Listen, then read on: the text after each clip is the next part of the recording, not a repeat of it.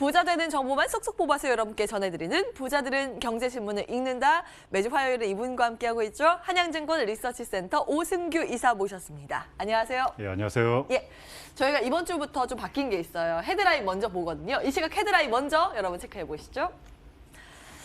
대중 관세 철폐가 미중 무역 협상의 발목을 잡고 있습니다. 대중 추가 관세 철회에 합의하지 않는다는 트럼프 대통령의 발언에 중국 정부가 실망했다, 이런 비관적인 태도를 보이고 있다는 소식 먼저 전해지고 있고요. 이런 가운데 트럼프 대통령은 파월 연준 의장을 직접 불러서 금리 인하를 또다시 압박했다는 소식 눈에 띄고 있습니다. 국내 뉴스로 넘어와서는 네이버에 대해서 독과점 지위 남용 행위에 대해서 공정거래위원회가 칼을 빼들었다라는 소식이고요. 아시아나항공에 대해서는 한국 신용평가에서 이 신용등급 상향을 검토하고 있다는 소식 눈에 띄고 있습니다. CJ CGV는 자금 수혈로 인해서 재무구조 개선 기대가 전해지고 있는데요. 잠시 뒤에 살펴보겠고요. 3분기 실적 발표가 마무리된 가운데 숙박, 음식, 건설 등이 부진의 늪에 빠진 것으로 집계된 반면 5G 등 통신장비 관련 회사 이익은 대폭으로 늘어난 것으로 확인됐습니다. 이 밖에 신흥 SAC, 매지원에 대해서는 잠시 뒤에 보다 구체적으로 다뤄보도록 하겠습니다. 자, 그러면 주요 뉴스 뽑아서 전해드리는 경제신문 구체적으로 좀 따져볼 텐데요. 첫 번째 소식은 바로 매지온입니다. 앞서 좀 말씀드린 건데 어제도 저희가 다뤘습니다만 이 유대나필에 대해서 미국 임상 3상 결과 절반 성공이다라는 평가가 나왔죠. 내년 상반기에 허가 신청을 할 것이다 회사 측에서 밝혔고, 오늘은 이게 주목을 받는 걸까요? 어제 23% 급락한 뒤에 오늘은 좀 반등에 나서고 있습니다. 어떻게 보십니까? 사실 그동안 이제 주가 죄송합니다. 괜찮습니다. 예. 주가 그동안 이제 급등했던 이유 중에 하나가 유대나필 임상 3상에 대한 결과 발표를 앞두고 올라왔던 상황이었고, 이제 발표 이후에는 이제 그 상황 자체에 대한 이벤트가 소멸되면서 급락했다고 볼 수가 있는 부분이죠. 그리고 향후에 바라봐야 될 부분들은 이제 여기서 나와 있는 것처럼 미국 임상 3상 관련된 유대나필에 대한 이제 NDA 부분이 이슈화가 될 수가 있는 거겠죠. 그러나 일단은 지금 자체에서 그 기간 동안은 굉장히 긴 시간이 필요한 상황이다. 그래서 이벤트 소멸에 따라서 한동안은 그래도 쉬어가는 분위기가 낫지 않겠느냐라는 말씀 드리고 싶습니다. 매주원과 관련해서 한동안 좀 보수적인 관점, 오늘은 반등에 나서고 있지만 이것을 아주 긍정적으로 보기에는 좀 어려운 국면이다, 이런 말씀 주신 거예요? 이미 이제 올라왔던 부분에 대해 차익 실현 구간이라 보는 거죠. 알겠습니다. 왜냐하면 그 NDA 자체가 들어가는 그 NDA 자체가 진행되는 그 시점이 내년 1분기 정도로 보고 있기 때문에, 그렇다면 이게 희귀 의약품이다 보니까 패스트트랙에 따라서 좀 빨리 진행이 된다고 했을 때 20년 안에 이제 가능할 수도 있다라고 볼 수가 있거든요. 예. 그러니까 일단은 이벤트의 다음 이벤트는 내년 1분기다라고 볼 수가 있는 거죠. 예, 그래서 그 기간 자체를 고려할 때 현재의 급등했던 주가는 차익 실현을 할 수밖에 없는 시점이 아니겠느냐, 그런 의미에서 말씀드리는 거죠. 네, 지금 하단이 참 잘 나왔네요. 이벤트가 소멸됐기 때문에 잠시 호흡을 가다듬을 필요가 있다. 매주원 먼저 정리를 해보고요. 다음 이슈 함께 보실까요? 혹시 겨울왕국2 보실 계획 있으세요? 자녀분이 없으셔가지고. 제가 지원을 목이 메세요. 지원을 했었는데 떨어졌습니다. 첫 개봉에 예? 첫 개봉에 지원하는 그게 있었는데 안 됐더라고요. 그러면은 직접 가시면 되잖아요. 일단은 좀 기다려보고는 상해. 시사회 때 뭐 이렇게 신청을 하셨어요? 예, 신청을 했었죠. 예. 그러니까 관심이 있으신 거예요. 많은 분들 겨울왕국2 볼까 말까 고민 많이 하고 계시고, 특히 자녀분들 두고 계신 부모님들은 뭐 거의 가신다고 보셔야 되는데, 그에 따라서 수혜 어떤 기업이 가져갈 수 있을까에 대해서 계속 분석이 나오고 있습니다. 오늘은 CJ, CGV와 함께 들여다보실까요? 겨울왕국2 개봉으로 인해서 실적 개선 기대감 일단 체크해보고요. 오늘 사실 새롭게 전해진 건 자금 수혈 이슈입니다. 동남아 법인 지분을 팔아서 3,300억 원가량의 자본을 유치하고 있고요. 유한타증권에서 분석하기는 이거로 인해서 부채 비율이 700%에서 연말에는 400%로 뚝 떨어질 전망이다. 이거 호재잖아요. 예, CJ, 그렇죠. CGV 어떤 평가 가지고 계세요? 오늘 왜 이렇게 목이 메세요? 물 좀 갖다 드려야겠는데. 예. 일단은 어제 나왔던 공시 내용이죠. 그동안 이제 올해 1분기부터 계속적으로 투자 유치를 하기 위해서 진행이 되었던 부분들 자체가 이번에 매듭을 지었다고 볼 수가 있고, 그 지분 관련돼 있는 사항으로 봤을 때 대략 1.2조 원의 가치를 가지고 있다고 판단되기 때문에, 그렇다면 그와 관련해서 CJ CGV의 시총은 8천억에 불과하거든요. 즉 그와 같은 차이는 분명 CJ, CGV의 투자 매력도를 높이는 요인이 될 것이라는 판단이기 때문에 계속적인 이제는 비중을 확대해도 되는 시점이 아니겠느냐 저는 그런 판단을 하고 있습니다. 비중 확대에 대해서 CJ, CGV 긍정적으로 보셨고요. 사실 주가 수준에 대해서 이제 많이 떨어졌다가 바닥에서 고개 이제 들기 시작했습니다. 이달 들어서 주가 15% 오른 상황이고 외국인 기관 쌍끌이 매수세가 최근 유입이 되고 있더라고요. 그럼 지금 가격대 어제보다 2.5% 오르면서 39,450원 어떻게 보세요? 지금 잡을까요? 낮은 상태입니다. 낮아요, 저것도. 예. 조금 전에 말씀드린 것처럼 이미 지금 기업 가치에 대한 레벨업이 다시 한번 바뀌는 찰나거든요. 이 부분을 저희들은 이제 타이밍이라고 보는데 그러한 부분들을 인지했을 때 내년에 지금 시점을 봤을 때는 굉장히 저가였다라는 인식을 가질 수 있는 현재 시점이 아니겠느냐 저는 그런 판단을 하고 있습니다.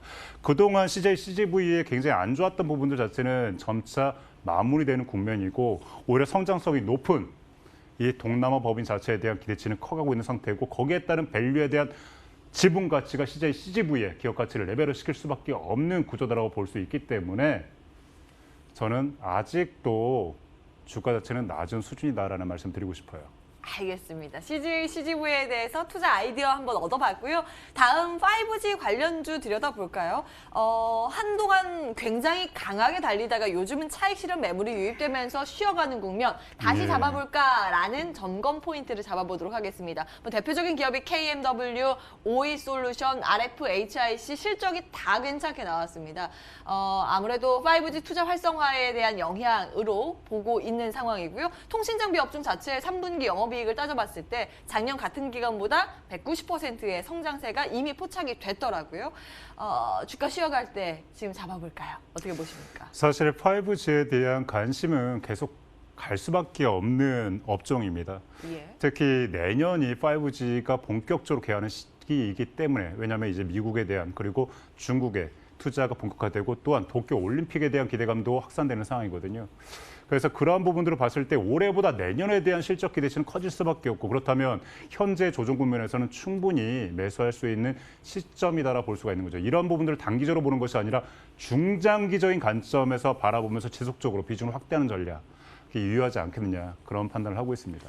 그 5G 관련 이제 통신 장비주가 좋다 내년에 더 좋아질 것이다 이거 다 잘 알고 있는 네, 내용이 그쵸. 사실 그러면 어떤 종목 봐야 되는지 이게 핵심이 아니겠습니까? 사실 그 부분에 대해서는 약간 좀 이제 일단일장이 있긴 하지만 저의 이제 사견이죠.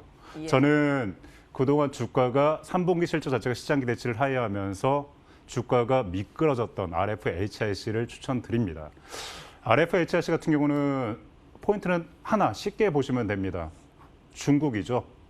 중국이 2019년 11월부터 5G에 대한 상용화가 시작되었고 현재 13만 기지국 설치가 현재 13만 개인데 우리나라 수준에 지금 육박해 있는 상태입니다. 그리고 내년에는 거의 6배 이상 커질 것으로 보고 있는 상태에서 그 시장이 50%를 차지하고 있는 화웨이에 대한 RFHIC 그러니까 그 화웨이가 RFHIC의 주요 고객이라는 점이죠. 올해 같은 경우는 그 5G에 대한 물량이 거의 발생하지 않았어요. RFHIC 같은 경우는. 그 화웨이 자체의 이제 웨이퍼 소싱에 대한 문제 때문이었죠. 근데 이런 부분들이 내년에는 본격화되기 때문에 실적에 대한 기대감이 내년에는 큰 폭으로 이루어질 수가 있고 현재 주가 자체가 하락했던 국면을 바라봤을 때 충분한 투자 매력도를 가질 수 있는 시점이 아니겠느냐라는 말씀을 드리고 싶습니다. 예.